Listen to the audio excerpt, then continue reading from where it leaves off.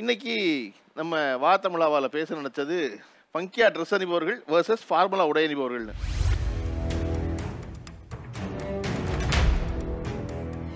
உங்களை போல ட்ரெஸ் பண்ணுற ஆளுக்கு நிறைய சாய்ஸ் இருக்குது. ஆனால் ஃபார்முலா ட்ரெஸ் பண்ணுற ஒருத்தர் அவருடைய ட்ரெஸ்ஸை பற்றி இதான் சொல்லிட முடியும். இது ஒரு செக்குடு ஷர்ட்டு, இது ஒரு ஸ்ட்ரைப்பு, இது ஒரு சுடிதார், இது ஒரு சாரீ இப்படின்னு சொல்லிட முடியும்.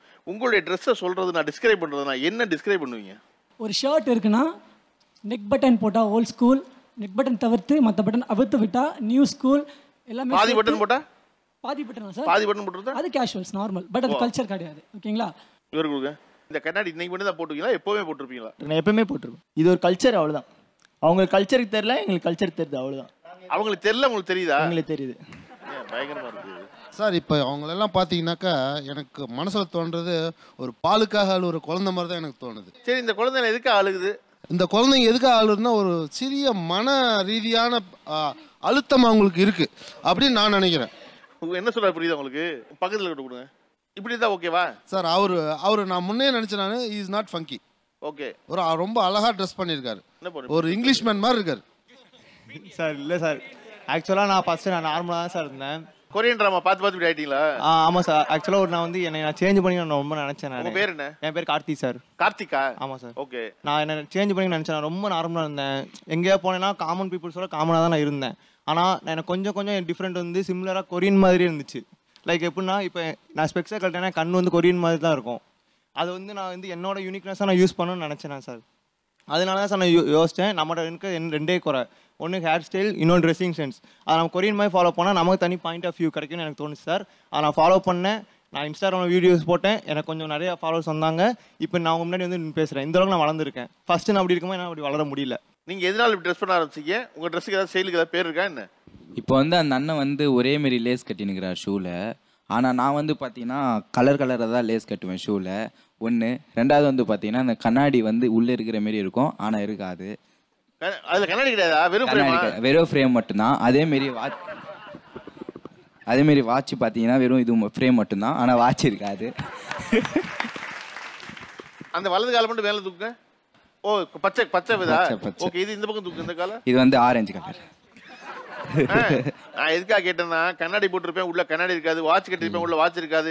காலில் ஷூ போட்டிருப்பேன், ஆனால் ஷூ இருக்காதுன்னு காட்டுகிறாங்க. இல்லை, ஷூ. அந்த பக்கம் வலது கையில் வாட்ச் இருக்கு, அது வந்து சும்மா சார் ஸ்டைலுக்கு. அதில் இருக்கு வாட்ச். ஆனால் இதில் இருக்கு வாட்ச். இது வந்து சின்ன பசங்க குழந்தைங்களா போடுவாங்கல்ல, அதேமாரி வாட்ச். சரி, இது வந்து சும்மா ஸ்டைலுக்கு தான். அவங்க சொன்னாங்கல்ல ஃபார்மல்னா ஒரே ஒரு இதுதான், அதுதான் வந்து நல்லா தெரியணும். ப்ரோ ஃபார்மல் ஃபேஷன் இருக்கு ப்ரோ. யாராவது அங்கேயா சொல்லுங்க ப்ரோ. ஃபார்மல்ல நிறைய ஃபேஷன் இருக்கு, பிசினஸ் கேஷுவல் இருக்கு. இப்போ எக்ஸாம்பிள் வந்து நான் ஷர்ட் பண்றேன்னா, சிம்பிளா ஷர்ட், அந்த ஷர்ட்டுக்கு வந்து ஸ்லீவ் ஃபோல்ட் பண்ணலாமா வேணாமா, அண்ட் பட்டன் வந்து அன்பட்டன் பண்ணலாமா வேணாமா, அண்ட் ஷர்ட் டக் இன் பண்ணலாமா வேணாமான்னு சொல்லிட்டு இவ்வளவு விஷயம் யோசிக்கிறேன். அவ்வளவுதான் இருக்கு. இல்ல சார், எதுக்காகனா லுக்கிங் பெர்ஃபெக்ட். நீங்க யாருமே பெர்ஃபெக்ட்டாவே இல்ல. உங்களை பார்க்க ஃபார்முலா இருக்கவங்கள பார்த்தா நார்மலா இருக்காங்க, ஆனா உங்க எல்லாரையும் பார்க்க வேடிக்கையா இருக்கு. நீங்க ஏன் உங்களை முதல்ல எக்ஸ்போஸ் பண்ணணும்னு நினைக்கிறீங்க? இப்போ ஆக்சுவலாக நான் போட்டிருக்க காம்போ பார்த்தீங்களா, ரக்கேன்னு சொல்லிட்டு ஒரு காம்போ. என்ன காம்போ? ரக்கே. ஸோ இது பார்த்தீங்கன்னா ஃபாரினில் தான் வந்து ட்ரெண்டிங்காக இருக்குது. இப்போ நம்ம சென்னைக்கெலாம் இதுக்கப்புறம் வந்து எல்லாருமே போட ஆரம்பிப்பாங்க. மேபி 2 இயர்ஸ்க்கு அப்புறம் தான் போடுவாங்க. ஸோ இந்த மாதிரி காஸ்டியூம்லாம் உங்களுக்கு லைவாக இப்போ காட்டுறேன், தெரியுமா? வித்தியாசமாக இருக்குல்ல. நாங்கள் முதல்ல நீங்கள் பார்க்குற மாதிரியே இல்லை. நாங்கள் எதுக்கு உங்களை பார்க்கணும்? எனக்கு அது பிடிக்கல. நீங்கள் பண்ணியிருக்க ட்ரெஸ்ஸிங் சென்ஸ் பிடிக்கல. நான் வந்து மும்பையில் லாஸ்ட் மைன்ஸ் அப்படின்னு ஒரு ஸ்டூடியோ ஒர்க் பண்ணுறேன். மந்த்லி 115 lakhs சம்பாதிக்கிறேன். 3 டிகிரி படிச்சிருக்கிறேன். நான் இந்த மாதிரி இருக்கிறதால தான் எனக்கு எக்ஸ்போசர் கிடச்சி நான் ஹீரோப் டூர் போயிட்டேன். அனிருத் கூட ஒர்க் பண்ணிட்டேன், ஆண்ட்ரியா கூட ஒர்க் பண்ணிட்டேன், ஜொனிட்டா காஞ்சி வச்சு ஆல்பம் பண்ணிட்டேன். ஸ்டில் இப்போ தமிழ்லையும் 2 years பண்ணிகிட்ருக்கேன். ஓகேங்களா? இது எல்லாத்துக்குமே காரணம் be funky. One day you'll leave the world behind, so live a life you will remember. இப்போ இவ்வளவு சம்பாதிக்கிற, ஓகே, இதெல்லாம் super, very good, I proud of you. ஓகேவா? சொல்லுங்க. இப்போ உங்க அப்பாவை வீட்ல உட்கார வச்சு நீ அவருக்கு சேவை பண்றியா? அவரு உனக்கு பிடிச்சிருக்கா? நீ பண்ற உன்னோட கல்ச்சர் எல்லாம் அவருக்கு ஓகேவா? சூப்பர். 75 lakhsல நான் ஸ்டூடியோ ஸ்டார்ட் பண்ணியிருக்கேன். எங்கள் அம்மா ஹவுஸ் ஒய்ஃப் தான். எங்கள் அப்பா சார் ஓடி ஆடுற மனுஷன், அவரை டிஸ்டர்ப் பண்ண முடியாது. ஆனால் நீ ஓடி ஆடக்கூடாதுன்னு சொல்லிட்டு அப்பா கிளாஸ் ஒர்க் பண்ணுற ஆள். முதலாளியா இரு, ஃப்ரேம் ஒர்க் கடை ஒன்று வச்சு குத்து அப்பா உட்காந்து சாப்பிட்றாரு. சரிங்களா? சரி, ஓகேப்பா. எல்லாருமே அப்படி ஆயிட்டோம். இல்லைம்மா, இல்லை. என்னம்மா சிக்கல்? இதை போல உடைகள் அணிந்து இதை போல சமூகத்தில் வாழ்கிற ஆட்களை பற்றி வைக்கிற முதல் கம்ப்ளைண்ட் என்னன்னா அவனுடைய கேரக்டர் அசாசினேட் பண்ணுறது. அதனால தான் நீங்கள் எடுத்த உடனே என்ன ஆரம்பிக்கிறீங்கன்னா, நீ எல்லாம் நல்லா சம்பாதிக்கிறியே, உங்கள் அப்பாவை நீ நல்லா வச்சுக்கிறியா அப்படின்னு. அம்மா அப்பாவை சாட்டிஸ்ஃபை பண்ணணும். அதாம்மா. ஆமாம் நான் போட்டேன், எங்கள் அப்பா ரொம்ப ஓகே அப்படின்னு தான் ஓகே தான். அப்படி சொன்னோன்னு அடுத்து என்ன சொல்றீங்கன்னா, யாராவது ஒருத்தர் அப்படி இருக்கலாம், எல்லாரும் அப்படி இருப்பீங்கன்னா அடுத்து ஆரம்பிக்கிறீங்க. ஆமா. இப்படி ஆரம்பிச்சுட்டே போனா இது முடிவே கிடையாது. அதுதானே சார் பேச்சே. இப்போ நான் அங்க இருந்து கூட நான் பேச முடியும் என்னால. சாட்டிஸ்ஃபையா எப்போ இருக்கோ. ஒரு நிமிஷம் வாங்களே. இல்ல இந்த உட்கார்ந்து பேசி பார்த்துக்கலாம் ஒருத்தர். வாங்களே அப்படிலாம் பேச வராது. அப்படிலாம் பேச வராது. அந்த Dress பிடிக்காது எனக்கு. ஓகேங்களா? இல்லம்மா நான் இப்போ இது வந்து ஸ்பீச் அடுத்து போயிட்டே தான் சார் இருக்கு. இல்ல நான் சொல்றது அவங்க குடும்பத்தாரே பிடிக்காதுன்னு நான் சொல்றேன். கேரக்டர் டிஃபைன் பண்ணாதீங்க சொல்றேன். Okay okay. அவர் கேரக்டர் டிஃபைன் பண்ணாதீங்க ஒருத்தர். நான் அவரோட தான் டிராவல் பண்ணேன். நான் அவர் கேரக்டர் நான் முடிவு பண்ணல. என்னோட பிரதர் தான். அம்மா மாதிரியா இருக்கீங்க நான் சொல்லிடுறேன் ஒரு நிமிஷம். எல்லாரும் இதே சொன்னீங்கன்னா எனக்கு வயசாயிடுச்சுன்னு நினைக்க மாட்டாங்களா? என்ன நினைச்சிட்டு இருக்கீங்க? ஒரு ஷோ அம்மா ஓகே அம்மா ஓகே. அம்மா வந்து இன்னொரு விஷயம் என்னன்னா, நான் ஒரு ஸ்கூல் டீச்சர். ஓகே அக்கான்னு சொல்லுப்பா ப்ளீஸ். இவர்கள் இப்படி இருப்பது உங்களுக்கு என்னவெல்லாம் உறுத்தலாக இருக்கிறது? இப்போ ப்ரோ வந்துட்டு சொன்னார், எனக்கு இந்த கல்ச்சரில் வந்துட்டு இந்த ட்ரெஸ்ஸோட மீனிங் வந்துட்டு ஸ்ட்ரென்த் அப்படின்னு சொன்னார். ஸோ அதோட அர்த்தம் தெரிஞ்சு அவர் அதை அட்மையர் பண்ணுறாரு. அதே மாதிரி இதில் எத்தனை பேர் அட்மையர் பண்ணியிருப்பாங்க, அவங்க ஃபாலோ பண்ணுறாங்க, அதனால் நானும் ஃபாலோ பண்ணுறேன், அவங்க இதை பண்ணுறாங்க ஸோ நானும் இதை பண்ணுறேன் அப்படின்றவங்க இதில் வந்துட்டு நிறைய வெகுஜன மக்கள் வந்துட்டு இதில் இருக்காங்களோ அப்படின்னு எனக்கு தோணுது. வேற என்ன இந்த மாதிரி அவங்க ட்ரெஸ் பண்ணுறது எதெல்லாம் உறுத்தலாக உங்களுக்கு? அவங்க சார் சொன்னாங்க, நான் இதனால தான் நான் வந்து பெரிய ஆளாக அணையா வச்சேன். அவர் இந்த ட்ரெஸ் போடாமல் எங்களை மாதிரி ட்ரெஸ் போட்டு தான் அவர் பெரிய ஆளாக இருப்பார். அதனால் அவங்களோட மனநிலை அது இப்படி இருந்தால் தான் நம்மளுக்கு பிடிக்கும் அப்படின்னு நினச்சிட்டு இருக்காங்க. ஆனால் அவங்களுக்கு இப்போ இது தெரியாது. சிவகங்கையில் எங்கே நீங்கள்? மானாமதுரை சார். மானாமதுரையில்? மானாமதுரையே தான். மானாமதுரையே தான். மானாமதுரை தான். தம்பி கண்ணாடி போடு, எந்திரிங்க. மானாமதுரையில் ஒருத்தர் இப்படி திடீர்னு பார்த்துட்டீங்க ஏதாவது பஸ் ஸ்டாண்டில், என்ன நினைப்பீங்க நீங்கள்? இவரை பார்த்துட்டோம்னா அவன் போய் விட்டு பேசுவாங்க, என்ன இப்படி மனுஷனா இருக்கா, வேட்டுக்கிற வாசி மாதிரி இருக்கானே அப்படின்வாங்க. நான் அதை கண்டுக்க மாட்டேன் சார். நீங்க பேசிட்டு போங்க அப்படியே. நீங்க இல்ல மானாமதுரையில போற ஒருத்தர் அப்படியே அப்படிதான் சார் பண்ணுவான். ஓப்பனா சொல்ல போனா எங்களுக்குள்ள தெரிஞ்சவனா தனி மனித ஒழுக்கம். ஓகே ஒழுக்கம் அது உங்களுக்கு எப்போ புரியும்னு நினைச்சீங்கன்னா, நீங்கள் வந்து உங்களுக்கு கல்யாணம் ஆகி குழந்தை பிறந்து அந்த குழந்தைய வளர்க்கும் போது அந்த குழந்தை இந்த மாதிரி ட்ரெஸ் போடும் போது நீங்கள் இங்கே இருக்கும்போது குழந்தை அங்கே இருக்கும்போது தான் உங்களுக்கு அந்த நிலைமை புரியும். இருங்க ஒரே சொல்லுங்க. நீங்கள் வேணா விவாதத்துக்கு வேணா பேசலாம். தன் குழந்தைய வளர்க்கும் போது தான் தன் பெற்றோருடைய அருமையும் தெரியும், நம்ம தப்பு பண்ணிக்கணும் அப்போ தான் புரியும். அது லேட்டாக புரிஞ்சு வேஸ்ட். அதை இப்போ புரிஞ்சுக்கங்க. அவரை பற்றி நினைக்கிறீங்க? நீங்கள் எனக்கு அப்பா மாதிரியே வைங்களே, நீங்கள் தான் புத்தி சொல்ல வேண்டிய ஆள். நீங்கள் தான் புத்தி சொல்ல வேண்டிய ஆள். அந்த அக்கா சொன்னாங்க பெற்றோர் மனசு. இங்கே யார் என்ன வேணாலும் பேசியிருப்பாங்க, அது நம்மளுக்கு தேவை கிடையாது. நம்ம பெற்றோர் நம்மளை கடைசி முடிக்கும், நம்மளுக்கு எல்லாம் நல்லது நடக்கும். நம்ம ஒரே ஒரு ஜீவன் பெற்றோர் மட்டும். அவங்ககிட்ட இவங்க ஒரு நாள் உட்காந்து பேசியிருக்கல, அம்மா என்னுடைய ஸ்டைலு உங்களுக்கு பிடிச்சிருக்குமா, ஆனால் நீங்கள் சொல்லுங்கள் விவாதத்துக்கு. அவங்க என்ன பண்ணுவாங்க தெரியுமா, தன் ஆசையை மடக்கிட்டு நம்ம புள்ள ஆசை, நம்ம புள்ள அப்படி இருந்தால் அவன் சந்தோஷப்படுறானா அப்படி இருக்கட்டும் நினைப்பாச்சு. தனியாக ஒரு நாள் உட்காந்து அம்மாட்ட உன் மனசில் என்ன பட்டுக்குண்ணா எப்படி இருக்குமான்னு கேட்டு பாருங்க. ரோஞ்ச் வேற வாய் சொல்ல வர மாட்டேங்குது. ரோஞ்ச் ஓகே, அவர் சொல்றது வந்து உங்க அம்மா பேச சொல்லிருக்காங்களா? அவங்களும் கேட்டதே இல்லை, நானும் சொன்னதில்லை. அதுதான் நீ அடுத்தாளா ப்ரோ அவன் பேசுறதுக்கு அம்மாட்ட பேசியா 10 நிமிஷம் அம்மாட்ட பேசு. எனக்கு ஒரே ஒரு டவுட்டு சார், இவங்க எல்லாருமே ஆல்மோஸ்ட் யங்ஸ்டர்ஸ், ரொம்ப யங்ஸ்டர்ஸ் தான் இங்கே உட்காந்துருக்காங்க. இதில் இத்தனை பேரும் இப்படியே பொண்ணு பார்க்க எத்தனை பேர் போவாங்கன்னு எனக்கு ஒரு டவுட்டு. எஸ் மேம், நான்லாம் போவோம் மேம். இப்போ இப்படியே பொண்ணு பார்க்க போவீங்களான்னு கேட்டால் அட்லீஸ்ட் குறைஞ்சபட்சம் ஃபார் த ஷோ சேக் எல்லாரும் கை தூக்குறாங்க, ஆமாம் போவேன்னு. ஓகேவா? கன்ஃபார்மாக இப்படி போகவே மாட்டேன் ஒருத்தங்க பொண்ணு பார்க்க. நான் ஒரு கன்சர்னில் வந்துட்டு ஹெச்ஆர் மேனேஜராக இருக்கேன் சார். இவங்க யார் வந்தாலும் நான் வேலை தர மாட்டேன். எனக்கு பர்சனலாகவே வந்துட்டு இந்த மாதிரி நிறைய எக்ஸ்பீரியன்ஸ் இருக்குது.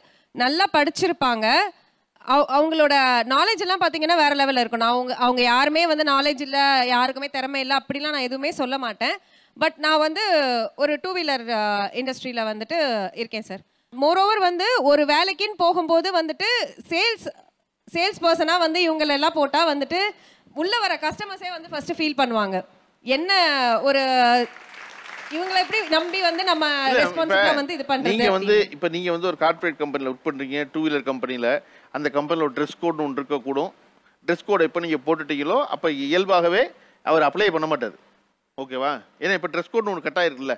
பொதுவாக ஒரு ஹெச்ஆராக கார்ப்பரேட்டில் இருக்கீங்க போது நான் என்ன கேட்க விரும்புகிறேன்னா, எப்படி சாப்பாட்டில் இன்னொருத்தன் தட்டை எட்டி பார்க்கக்கூடாதோ அப்படி ட்ரெஸ்ஸையும் ஒருத்தர் பார்க்கக்கூடாது. என்ன வேலை செய்வான்னு தானே பார்க்கணும். அவன் எப்படி ட்ரெஸ் பண்ணால் நமக்கு என்ன?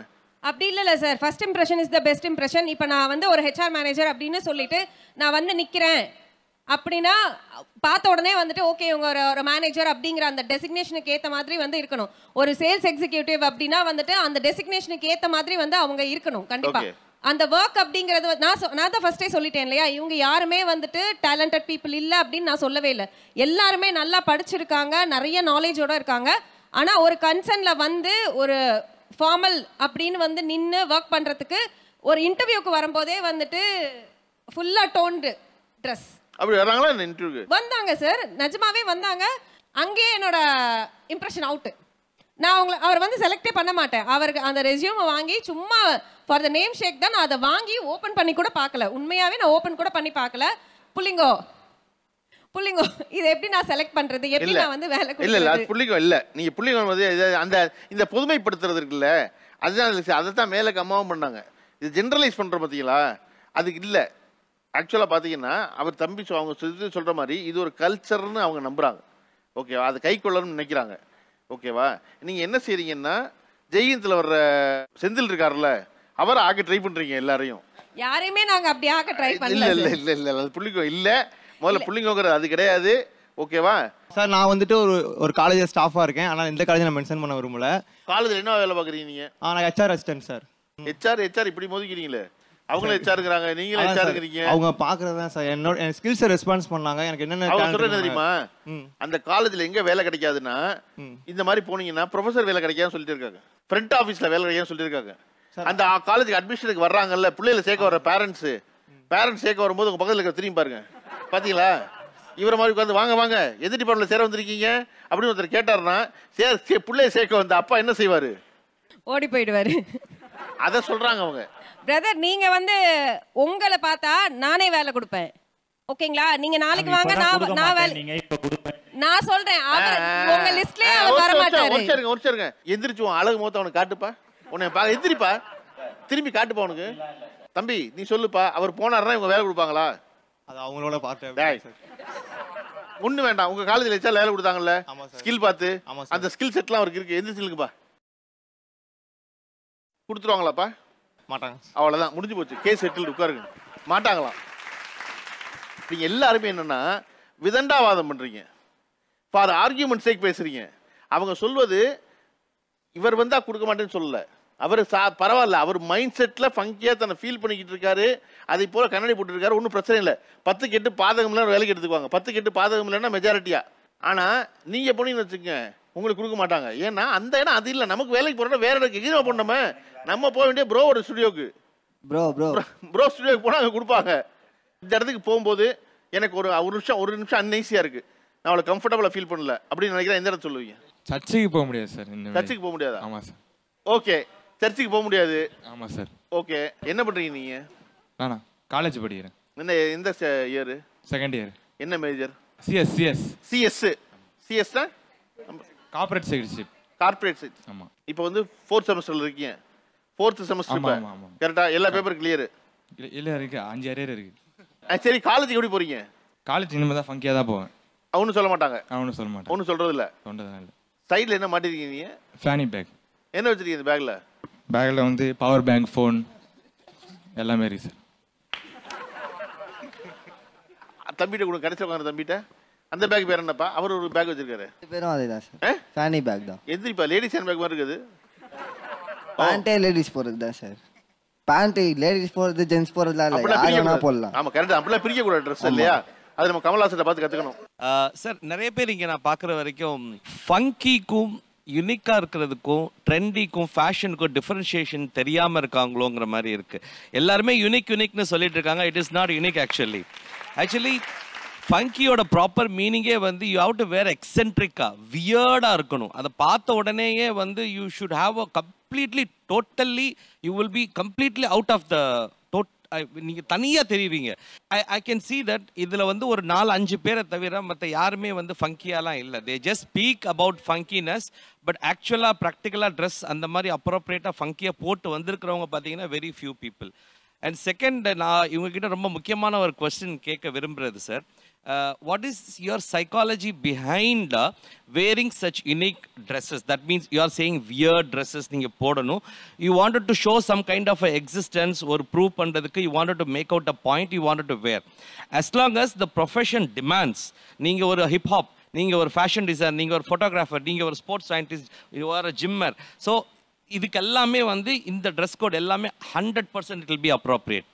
But what is not appropriate is when you wear and generalize எல்லாத்தையும், ஏன்னா எல்லா இடத்துக்குமே இந்த மாதிரி தான் நான் போட்டுட்டு போவேங்கிறது இஸ் கம்ப்ளீட்லி இன்அப்ராப்ரியேட்னஸ். இது வந்து உங்களை பற்றிய ஒரு நெகட்டிவான அப்ரோச்சை தான் உருவாக்குமே தவிர nobody is gonna talk anything positive about it. Of course, as the madam everyone said that everyone is here intellectual, they have excelled in the studies, அதெல்லாமே fine. But see, நான் உங்களை பார்த்துருக்கேன், பேசலை, உங்ககிட்ட எதுவுமே பண்ணலை. How do I perceive you? So ரெண்டு விஷயம் இருக்குது. ஒன்று, நான் உங்களை பற்றி பர்சீவ் பண்ணிக்கிறேன், நீங்கள் உங்களை பற்றி பர்சீவ் பண்ணிக்கிறது. ரெண்டுமே you have to think about it. So if you think like that you will definitely wear a totally different attire from what you are trying to become. So அதுக்குள்ள அட்டையர் அதுக்கு use பண்ணுங்க, இதுக்குள்ள attire use பண்ணுங்க. Not நீங்கள் generalise பண்ணாதீங்க தயவு செஞ்சு. That is what my point. Mic அவர் தம்பிட்டு மேலே புரிஞ்சிருச்சா டாக்டர் சொன்னது என்னன்னு? இப்போ சார் சொன்னார்ல, புரிஞ்சிருச்சா என்னன்னு? கிளாஸை கவனிக்கல, இந்த பேப்பரும் அரியரு. நீங்கள் கவனிச்சா பேசுனதா? Yes sir, கவனிச்சேன். என்ன வாக விரும்புறீங்க நீங்கள் வாழ்க்கையில்? சார் அவர் வந்து ஃபிசிக்காலஜியாக எங்களோட மைண்ட் செட் எப்படி இருக்குன்னு அவர் கேட்குறாரு. இந்த மாதிரி ஃபங்கியாக ட்ரெஸ் பண்ணுறதுனால வந்து எந்த இடத்துக்கும் போக முடியாது அப்படின்னு அவர் சொல்கிறாரு. ஆக்சுவலாக அதுக்கு நான் இப்போ பதில் சொல்கிறேன்னா, அவர் சொல்கிறது, ஒரு ரேப்பராக நீங்கள் இருக்கீங்க, ஒரு ஃபேஷன் டிசைனராக இருக்கீங்க, ஒரு ஜிம்மில் வேலை பார்க்குறீங்க, அதுக்கு எல்லாமே ஓகே. ஆனால் மற்ற எல்லாரும் வேறு இப்படி ட்ரெஸ் பண்ணுறீங்கல்ல, நீங்கள் என்ன வாக விரும்புகிறீங்க? எனக்கு எதன் உங்களுடைய நோக்கம் என்ன இப்படி ட்ரெஸ் பண்ணுறதுலன்னு கேட்குறாரு. என்ன ஆகணும், நல்லா ட்ரெண்ட் ஆகணும். எப்படி சொல்லதுன்னா, எப்படியாவது வாழ்க்கையில் மேலே வந்துடணும் அப்படிலாம் இல்லை சார். நல்லா ஒரு இடத்துக்கு போனால் நம்மளை நல்லா எல்லாருமே மதிக்கணும், அதனால நல்லா ட்ரெண்ட் ஆகணும். எப்படின்னா நீங்கள் சொல்லறது கரெக்ட் தான், எப்படின்னா மேலே வந்துடணும். எப்படி மேலே வரலாங்கிறது தான் டாக்டர்லேருந்து மேடம் வரை வரிசையாக வழி சொல்கிறாங்க. இப்படிலாம் இருந்தால் மேலே வந்துடலாம். நீங்கள் சொன்னால் எப்படியா மேலே வந்துடணும், எப்படி தெரியலங்கிறீங்க. ஓகே, நான் ஒன்றே உனக்கு இப்போ எளிமையாக சிம்பிள் ஆக்கிடுவோமா? உங்களுக்கு ட்ரெஸ்ஸுக்கு ஒரு செட்டுக்கு எவ்வளோ செலவாகுது? 8K 7K sir. 8Kயா? Yes sir. ஒவ்வொரு ட்ரெஸ்ஸுக்குமா? சார் இந்த காஸ்டியூம் பார்த்தீங்கன்னா 6K வரும். உள்ளே போட்டிருக்க டிஷர்ட் பார்த்தீங்கன்னா 1000 வரும் சார். அதான் இப்போ மொத்தம் ஒரு 8000 ரூபா வருது. 8000 கம்பல்சரி இந்த ஸ்டைலுக்கு இது மாதிரி பண்ணணும்னா. ஓகே, மேலே தம்பிட்டு கொடுங்க. 900 நினைக்கிறேன். 900 நினைக்கிறேன். யார் வாங்கி கொடுத்தது? இல்லை சரி ஞாபகம் இல்லை, ரேட்டு கம் பண்ணாங்க அதனால தான். ஓகே, கழுத்தில் போட்டிருக்குது இது வந்து 40 ரூபா. 40 ரூபா. 40. அடுத்தது என் தம்பி தான் அது. தம்பி தான் அது. ஆமாம்மா, அது எப்பவுமே போட்டுட்டு இருப்பாங்க. ஓகே, 1000 + 40 1040. இந்த ஃபேண்ட் பார்த்தீங்கன்னா வந்து 1200 வரும். ஓகே, 2240. இந்த ஷூ பார்த்தீங்கன்னா ஒரு 1300 நினைக்கிறேன். 1300 1200 நினைக்கிறேன். 3540. இது ஒரு செட்டு. இது தனியா இல்லை, இது ஒரு செட்டு. பாதி வீட்டில் இருக்கு. அது ஒரு செட்டாக வாங்கினா ஒரு 350 ரூபா அந்த மாதிரி கிட்ட. சரி, ஒரு 175 போட்டுக்குவோம். பாதியா ஒரு 3800 ரூபா ஆகுது நார்மலா ஒரு செட்டுக்கு. ஓகே, தம்பியில கொடுங்க. 1000 சார். 1000 200. 1000 + 1000 2000. Okay, 3000 sir. ஷூஸ் பண்ண தனியா 1000 சார். மொத்தமா சார் 3000. ஓகே, அப்புறம் கழுத்து இது ஒரு 800 சார். 3800. Back 200 sir. 4000 ஆகுது சார். நீ ஏதோ எல்லாம் சிம்பிளா கூட்டுறதுக்கு ஈஸியா இருக்க மாதிரியே ஒன்று சொல்றியா? நம்மள கூட்டுறது சார் நான் உண்மையாவே சார். ஓகே, 4000. 4000 ரூபா ஆகுது. இது வந்து ஒரு இன்வெஸ்ட்மெண்ட் தான் சார். ஏன்னா இது வந்து 8000 கொடுத்து பண்ணியிருக்கேன். இந்த ஹேர் ஸ்டைல் பண்றதுக்கு 8000 ரூபா ஆகுதா? 8000 ரூபா ஆகுது சார். எவ்வளவு நாளைக்கு தாங்குது சார்? நம்ம மொட்டை அடிக்கிற வரையும் தாக்கு பிடிக்கும் சார். இங்கே மட்டும் தான் நம்ம டைட் பண்ணோம் சார். அது வளர்ந்துட்டே தான் இருக்கும், டைட் பண்ணோம் சார். ஃப்ரண்ட் மட்டும் ரூட்ஸ் மட்டும் டைட் பண்ணிட்டே இருக்கணும். லூஸ் பண்ணி டைட் பண்ணிட்டே இருக்கணும் சார். ஓகே, அது டைட் பண்றதுக்கு எவ்வளவு ஒரு தடவையும்? அது ஃப்ரீ தான் சார். என் ஃப்ரெண்டு தான் பண்றான். அது எப்படி பண்ணுவாங்க? ஃப்ரெண்ட் ஒரு 2 உங்களுக்கு ஃப்ரெண்டுப்பா, ஒரு ஃப்ரெண்டா இல்லாட்டினா ஓகே 1200. 1200. அது எத்தனை மாசம் ஒரு தடவை பண்ணணுமா? இல்ல சார், 2 மாசத்துக்கு ஒரு தடவை, 3 மாசத்துக்கு ஒருக்கா, 3 months 4 months. வளர்ந்ததுக்கு அப்புறம். ஆமா சார். இப்போ நீங்க ஃபங்கியா ட்ரெஸ் பண்ணிருக்கீங்க இல்லையா? எனக்கு பிடிச்சிருக்கு, எனக்கு ஒரு வாழ்க்கையா இருக்கு, ஐ லவ் திஸ், அதெல்லாம் நீங்க சொல்றாங்க. ஓகே, இந்த மாதிரி ட்ரெஸ் பண்றது மூலமாக உங்களுக்கு கிடைச்ச புதிய உறவுகள், புதிய நட்பு, புதிய ரிலேஷன்ஷிப் அப்படின்னு இதெல்லாம் சொல்லுவீங்க? பர்சனலாக நிறைய ப்ரொபோசல் வந்திருக்கு. எது? நிறைய ப்ரொபோசல் வந்திருக்கு இன்ஸ்டால. எத்தனை? ஒரு 20க்கு மேலே இருக்கும். பட் எனக்கு விருப்பம் இல்லை, அதனால எல்லாம் ரிஜெக்ட் பண்ணிட்டேன். 20 ரிஜெக்டா நீங்க? அவங்கள லைக் பண்ணி பிறகு போக்ஸில் உள்ள போடுவாங்க, அதனால ரிஜெக்ட் பண்ணிட்டேன். வேண்டாம். உங்களுடைய ஒரு தார்மீக பொறுப்பு இருக்கு, சமூக கடமை இருக்கு நமக்கு. அப்படியெல்லாம் இல்லை, இல்லை லவ்ல எல்லாம் இன்ட்ரெஸ்ட் இல்லை, வேண்டாம் அப்படின்னு. ஓகே, இந்த மாதிரி வேற யாருக்கு நிகழ்ந்துருக்கு? 2 இயர்ஸ் பிஃபோர் வந்து ஒரு நார்மல் ஷோ தான். நான் வந்து ஆக்ட்ரஸ் ரவீனா ரவி அவங்கள வந்து சும்மா ஒரு காமன் பீப்புளாக வந்து மீட் பண்ணியிருந்தேன். ஆஃப்டர் தட் வந்து நேற்று அவங்களுக்கு பர்த்டே. ஸோ அவங்க பர்த்டே செலிப்ரேஷனுக்கு நான் வரணும்னு சொல்லிட்டு எனக்கு இன்விடேஷன் அனுப்பிச்சு கூப்பிட்டாங்க. ரீசன் என்ன வந்துட்டு அந்த 2 இயர்ஸ் பிஃபோர் நாங்கள் அந்த கேங்லேயே வந்து நான் கொஞ்சம் ஃபங்கியாக இருந்தேன் அப்படின்னு தான் இன்சிடென்ட் நடந்துச்சு. தென் ஆஃப்டர் வந்து நான் மும்பையில் ஒர்க் பண்ணும்போதும் சரி, ஜொனிட்டா காந்தி தெரியும் சிங்கர், அவங்க கூட வந்து நான் ஈஸியாக ஜெல் ஆகிட்டேன். ஸோ இப்போ நான் சன்பர்ன் மற்ற ஒரு காம்படிஷன் இதை போகிறேன், ஒரு ஃபெஸ்டிவல் போகிறேன்னா கூட எங்கள் டீமில் அவங்க என்ன தான் கூப்பிடுவாங்க. ஓகே. ஸோ நான் அது பிஸ்னஸாகவும் எனக்கு வந்து அது மூலிமா ஒரு க்ரோத் இருக்குது. தென் எனக்கு ஃப்ரெண்ட்ஷிப்பாகவும் வந்துட்டு நிறைய விஷயம் கிடைக்குது அதனால். ஓகே சார், எனக்கு வந்து இப்போ பார்த்தீங்கன்னா இந்த லுக்குக்கு வந்து ஒரு தெலுங்கு படத்தில் வந்து புதுசாக வாய்ப்பு கிடைச்சிருக்கு சார். டைரக்டர் வந்து எனக்கு யாருன்னே தெரியாது சார். நான் இந்த லுக்கு வந்து என்னோட ரீசெண்ட் போஸ்டெல்லாம் பார்த்துட்டு, இந்த இயரிங்ஸ் போட்டிருக்கிறதெல்லாம் பார்த்துட்டு அவரே என்னை காண்டாக்ட் பண்ணி இப்போ தெலுங்கு படத்தில் வந்து இதுவும் சொல்லிருக்காங்க சார் ஷூட். எனக்கு இதனால தான் சார் கிடைச்சது. ஓகே, நீ சொல்லு. இந்த மாதிரி ட்ரெஸ் போட்டதுனாலேயே இப்போ எனக்கு வந்து சின்சியரான ஒரு ரிலேஷன்ஷிப் வரணும்னு ஆசை. ஆக்சுவலி அதுதான் எனக்கு லாங் ஸ்டாண்டிங்காக இப்போ நான் ஒருத்தவங்க லவ் பண்ணால் அவங்களுக்கு மேரேஜ் பண்ணுறோன்னு ஒரு அதனாலேயே கமிட் பயமாகவே இருக்கும் எனக்கு. இந்த மாதிரி ட்ரெஸ் இருக்கனால ஒரு ப்ரீ ஜெர்மன் இருக்கும். ஒரு பொண்ணு வரானா அவங்க கேஷுவல் ரிலேஷன்ஷிப் தான் அவங்களுக்கு. இப்போ நான் அப்படி இருக்கிறதுனால அவங்க நினச்சிப்பாங்க, ஓகே இவன் இப்படி தான் இருப்பான், ஸோ நம்ம கேஷுவலாக கேட்கலான்னு அந்த மாதிரி விஷயங்கள் நிறைய வரும். ஓகே, நம்ம வெறும் ஃப்ரெண்ட்ஸ் வித் பெனிஃபிட் மாதிரி இருந்தால் மட்டும் போதும் மாதிரி இருக்கும். புரியுதா என்ன சொல்கிறாரு? ஓகே, அவர் கொடுங்க. நான் ஃபஸ்ட்டு நார்மலாக இருக்கும்போது எனக்கு ஒரு ப்ரப்போஸ் எதுவுமே வந்ததே கிடையாது சார். நான் எப்போ நான் கொரியன் ட்ரெண்டுக்கு நான் கொரியன் இது பண்ணிக்கிட்டேனோ அப்போ இருந்து என்னை ஃபோர்ஸ் பண்ணி என் நம்பர் கேட்பாங்க. எனக்கு ஏன் பார்த்துட்டாங்கன்னா நீங்கள் பார்க்க கொரியன் மாதிரி இருக்கீங்க, உங்கள் நம்பர் கொடுங்க, அவங்கள்ட்ட பேசலாமான்னு அவங்க வாலண்டியர் வந்து என்ன பேசுவாங்க சார். அதை நான் அவாய்ட் பண்ணுவேன். இதை தான் நான் ஆமாம் சார் அவாய்ட் பண்ணுவேன். ஏன்னா எனக்கு வந்து லவ்ல வந்து இன்ட்ரெஸ்ட் கிடையாது. எனக்கு என் ஃபேமிலியை பார்க்கணும், ஏகப்பட்ட ரெஸ்பான்சிபிலிட்டி இருக்குது சார். லவ் பண்ணுறல ஃபேமிலியை பார்க்குறதுல என்ன அப்படின்னு இல்லை சார். எனக்கு வந்துட்டு ஃபுல் ஃபோக்கஸ் அதில் தான் இருக்கும். என் மைண்டை மாற்றக்கூடாது. நான் வந்து ஒரு எய்மோட போயிருக்கேன் சார், எப்படியா சினி ஃபீல்டுக்குள்ள உள்ளே போயிடணும், நமக்குன்னு ஒரு இதை ஐடென்டிட்டி கிரியேட் பண்ணணும். இப்போ வந்துட்டு தமிழ்நாட்டில் பொறுத்துன்னு இந்த மாதிரி நிறைய பேர் இருப்பாங்க சார். ஆனால் இந்த மாதிரி ஃபேஸ் கட்டோட எனக்கு வந்து ஒரு அமைஞ்சிருக்கு. இது ஒரு கார்டு கொடுத்த கிஃப்ட் தான். இதை நான் யூஸ் பண்ணி எப்படியே மேலே வரும்னு நினைக்கிறப்ப அந்த லவ்னு மைண்ட் செட்டில் போனால் என்னால் வந்துட்டு நிறைய ப்ரொபோசல் வருது. ஆமாம் சார், இன்னும் வரைக்கும் வந்துட்டு தான் சார் இருக்கு. எனக்கு இப்பயும் வரதான் சார் செய்யுது. அதை எனக்கு ஆனால் நீங்கள் கொண்ட கொள்கையில் உறுதியாக இருந்து அதெல்லாம் செய்யக்கூடாதுன்னு நினைக்கிறீங்க. ஆமாம் சார், அதான் சார் இது. நான் என் ஃபோக்கஸில் நான் போகணும், எனக்கு எப்படியா ஒரு அச்சீவ்மெண்ட் கொடுக்கணும். எங்கள் அம்மா வந்துட்டு பெருமை பண்ணணும், என் பையன் தலை கொண்டுட்டான்னு. தம்பி சிரிப்பை பார்த்தா அப்படி தெரியலையே. இல்லை சார், நான் ஓப்பனாக சொல்ல போனால் நம்ம அவ்வளோ அழகுலாம் ஒன்றும் இல்லை. ஓப்பனாக அழகுதாப்பா, உண்மை சார், அது உண்மை. ஒன்று இப்போ இருக்க ஜென்ரேஷனுக்கு ஒன்று பணம் இருக்கணும், இல்லை பணக்கார மாதிரி மூஞ்சி இருக்கணும். அது நம்மகிட்ட இல்லை. நம்ம நார்மலாக நம்மளுக்கு பிடிச்ச மாதிரி வாழலாம் சார். இப்போ நம்மளை இப்போ ஒரு 10 பொண்ணு இருக்கானா அதில் ஒருத்தி நம்மளை லைக் பண்ணுவா. என்கிட்ட வந்து பேசினா அவளே நான் அக்செப்ட் பண்ணிடுவேன். இன்னொருத்தி வந்து பேசினா அவளே. தத்துவம்லாம் ரொம்ப பழைய தத்துவம், நான் கேட்டேன் அதெல்லாம். சார் ஆக்சுவலாக எங்களை பொறுத்த வரைக்கும் வந்து இந்த லாங் டேர்ம் ரிலேஷன்ஷிப்ன்றது வந்து நடக்காத ஒரு விஷயமா தான் இருக்குது. நம்ம ஃபர்ஸ்ட் அப்பியரன்ஸை பார்த்துட்டு அவன் ட்ரெஸ்ஸிங் நல்லா இருக்கான், அவன் கலராக இருக்கான், அழகாக இருக்கான் அப்படின்ட்டு வருவாங்க.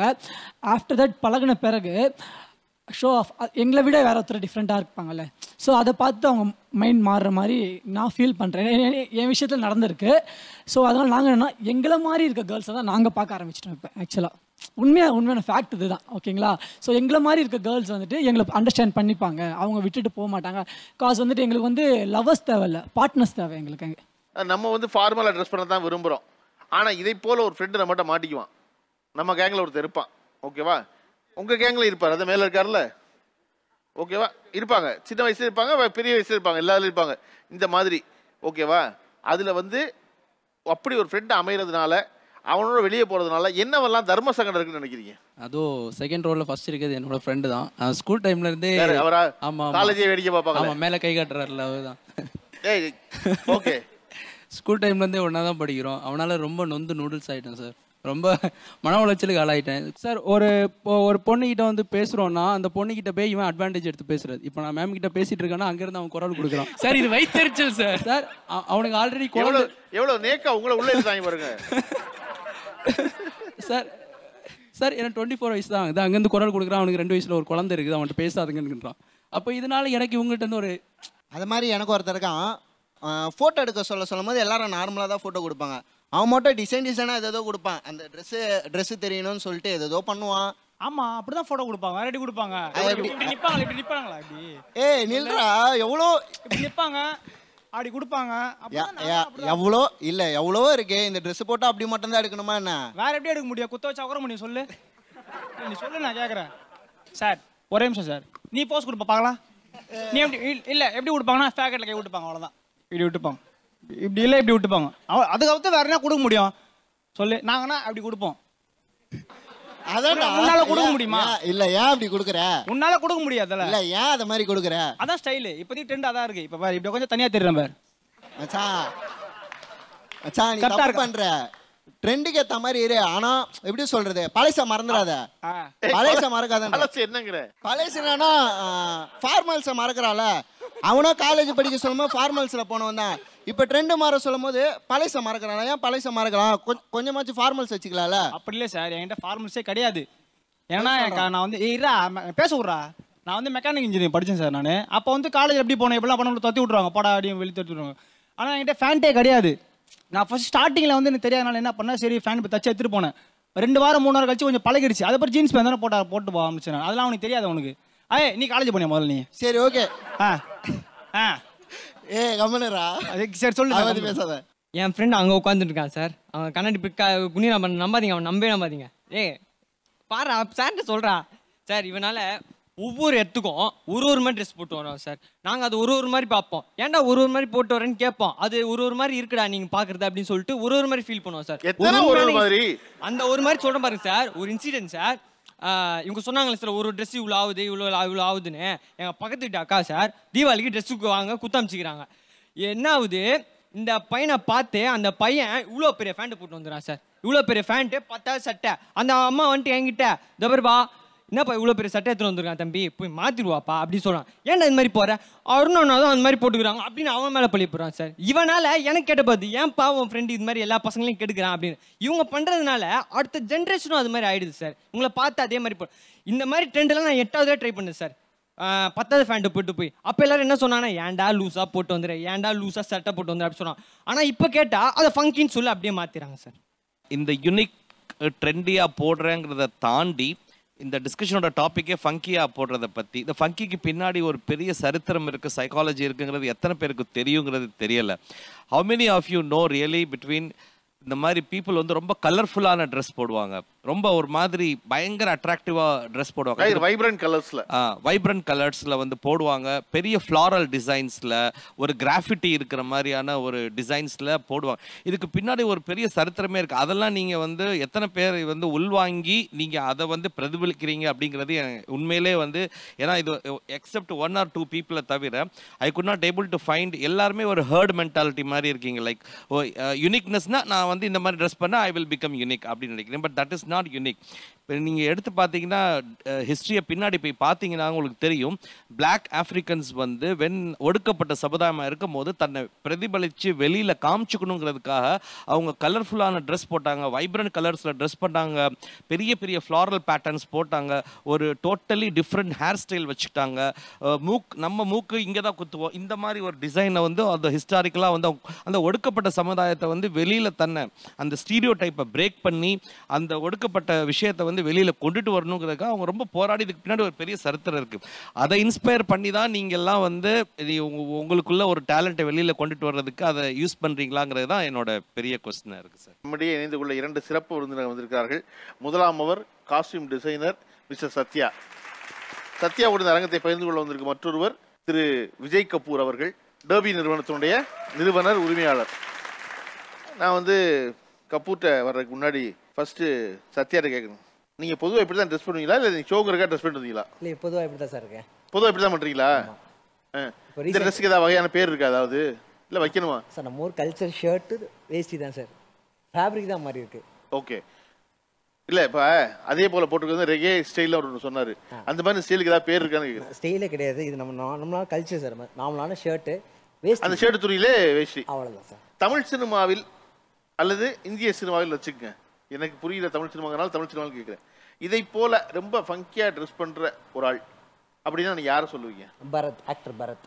ஆக்டர் பரத். ஆமாம். ஓகே. இங்கே நம்ம சவுத் இந்தியாவில் வந்து அப்டேட்டடாக இருக்கார், ஃபேஷன் வந்து நெக்ஸ்ட் லெவலில் எடுத்துகிட்டு போகிறாருன்னு நினைக்கிறேன். ஓகே. நீங்கள் டிசைன் பண்ணுறதுல உங்களுக்கு பிடிச்சிருந்த அதில் ஒரு சவாலாக இருந்த விஷயங்கள் அப்படின்னா எதை சொல்லுவீங்க? இப்போ ரீசெண்டாக ரஜினி சாருக்கு பண்ணது, லால் சலாமில் பண்ணது ரொம்ப என்ன பண்ண சேலஞ்சாக இருந்துச்சு? என்னன்னா இப்போ குர்த்தா தான், அவர் யூஸ்வலாக குர்த்தா போட்டுக்கார் பார்த்துருக்கோம். பட் அதில் நம்ம ஏதாவது டிஃப்ரெண்ட்டாக ட்ரை பண்ணணும்னு சொல்லி அதை ட்ரை பண்ணியிருக்கோம் அந்த லால் சலாம் படத்தில். ஸோ பொங்கலுக்கு ரிலீஸ் ஆகுது. ஓகே, ஃபார்மலாக ஒன்று போடுறது சரி அப்படின்னு அவர்களும் இல்லை நாங்கள் எங்களுடைய ஸ்டைல் நாங்கள் ஏற்படுத்திக்கிறோன்னு ஒன்று இருக்கு இல்லையா, நீங்கள் அதை வேலையாக செய்கிறீங்க. இதில் எது வந்து ரொம்ப சுவாரஸ்யமாக இன்ட்ரெஸ்டிங்காக இருக்குதுன்னு எது சொல்லுவீங்க? இல்லை கண்டிப்பாக இதுதான் சார். எது இதுதானா? எங்கள் இந்த குரூப்போட அட்டையர் தான். மெனக்கடல் ஜாஸ்தி சார். இப்போ எக்ஸாம்பிள் ஷாரை எடுத்தோம்னா பேண்ட்டு ஷர்ட்டு ஒரு வாட்ச் ஷூ முடிஞ்சுது. பட் எடுத்துக்கங்களேன் எவ்வளோ டீட்டெயிலிங் பண்ணியிருக்காங்க. அவங்க ஃபிங்கர்லேருந்து வாட்ச்லேருந்து கூலர்ஸ்லேருந்து செயின்லேருந்து ஷூலேருந்து சாக்ஸ்லேருந்து மெனக்கடல் டைம் டியூரேஷன் ஜாஸ்தின்னு சொல்கிறேன் சார். நீங்கள் அதை மேட்ச் பண்ணி போடுறதுக்கு ஒரு பர்டிகுலர் டைம் தேவைப்படும். இப்போ ஈவன் தோ இப்போ நான் மார்க் ஆண்டின்னு ஒரு படம் பண்ணேன் சார் காஸ்டியூம் டிசைனராக. அது வந்து பார்த்தீங்கன்னா ஃபேண்டசி ஃபிலிம், டைம் ட்ராவலர். எனக்கு ரொம்ப டஃப்பாக இருந்தது, நிறைய ஒர்க் இருந்தது. அதே தான் லால் சலாம் வந்து 90s, அதுவும் 90s தான். பட் அதில் பார்த்தீங்கன்னா டோட்டலாக சிம்பிள் அண்ட் நீட் வாழ்வியல் சம்மந்தமான படம். பட் எனக்கு ஸ்கோரிங் ஆகட்டும் இல்லை ஒர்க் ஜாஸ்தி வந்து இந்த இந்த இந்த ஜேனர் தான். லைக் ஃபங்கி ஸ்டஃப் தான் எனக்கு கொஞ்சம் சேலஞ்சிங்காக இருந்தது சார். ஓகே, விஜய் கபூர், நீங்கள் பார்த்தீங்கன்னா ஒரு காலகட்டத்தில் இன்ஜினியரிங் காலேஜ் ஸ்டூடெண்ட்ஸ்லாம் ரொம்ப நல்லவங்க, ஆர்ட்ஸ் காலேஜ் பசங்கள்லாம் வந்து பொறுப்பு இல்லாதவங்க அப்படின்னு ஒரு பொதுவான ஒரு எண்ணம் ஏற்படுத்தப்பட்டது உண்டு. அதற்கு பின்னாடி இருக்கிற இது ஐடியா என்னென்னா, ஆர்ட்ஸ் காலேஜில் இருக்கிற பூரா அரசியல் பேசுகிறான், அவன் பூரா ஒழுங்கு இல்லாதவன். இன்ஜினியரிங் காலேஜ் பசங்கன்னா ஒழுங்காக செமஸ்டருக்கு பரிச்சை எழுதி வெளியே அனுப்பிச்சிடலாம் அப்படிங்கிறக்கா அப்படி திட்டமிட்டு ஒரு ஐடியா உருவாக்கப்பட்டது. அதை போல் இந்த மாதிரி ட்ரெஸ் பண்ணுறவங்க இருக்காங்க இல்லையா, அது ஃபங்கியா யூனிக்கா அட்டென்ஷன் சீக்கிங்கா பண்ணுறவங்க இருக்காங்கல்ல, அவர்களெல்லாம் கேரக்டராக ஒரு ஒழுங்கு இல்லை.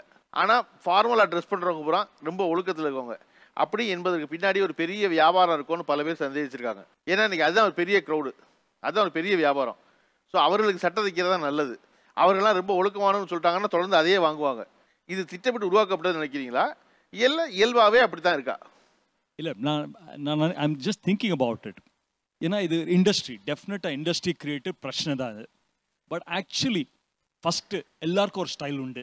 எல்லாருக்கும் ஒரு ஸ்டைல் உண்டு. அந்த ஸ்டைல் வந்து கொஞ்சம் பேர் வெளியப்படுத்துறாங்க, கொஞ்சம் பேர் வெளியப்படுத்தாம அப்படியே அவங்க வாழ்க்கையை வாழ்றாங்க. கரெக்ட். வெளிப்படுத்த தைரியம் இருக்கு, பிள்ளைக்கு தைரியம் இல்லை. கரெக்ட். நம்ம ஸ்டைல் வந்து it's not about funky dressing or not funky dressing. First ஃபங்கின்னா என்ன, அதுக்கு அர்த்தம் என்னன்னு ஃபர்ஸ்ட் நம்மளுக்கு புரியணும். ஃபங்கினா ஒரு கெட்ட வார்த்தை இல்லை, அதுலேருந்து ஸ்டார்ட் ஆயிடுது. ஆனால் ஃபங்கினா ஒரு ஸ்டைல், வித்தியாசமா ஆஃப் பீட் மியூசிக்லேருந்து it got into fashion. Funky fashion. Funky ஃபேஷன்னா நல்ல ஃபேஷன், கொஞ்சம் ட்ரெண்டியாக இருக்காங்க, கொஞ்சம் டிஃப்ரெண்ட்டாக இருக்காங்க. இங்கே இருக்கிற ஃபேஷன் வந்து கொஞ்சம் எக்ஸ்ட்ரீமாக இருக்குது. அதனால நம்மளுக்கு ஐக்கு வந்து நம்ம அதிகமாக பார்க்காதனால இட் லுக்ஸ் லிட்டில் கான்ட்ராஸ்டிங். ஆனால் there is colour in it, there is style in it, there is fashion in it, there is life in it. Style இருக்கு, ஃபேஷன், எவ்ரிதிங் இஸ் தேர். அதனால இது கெட்டது நான் சொல்ல. This is also extremely good.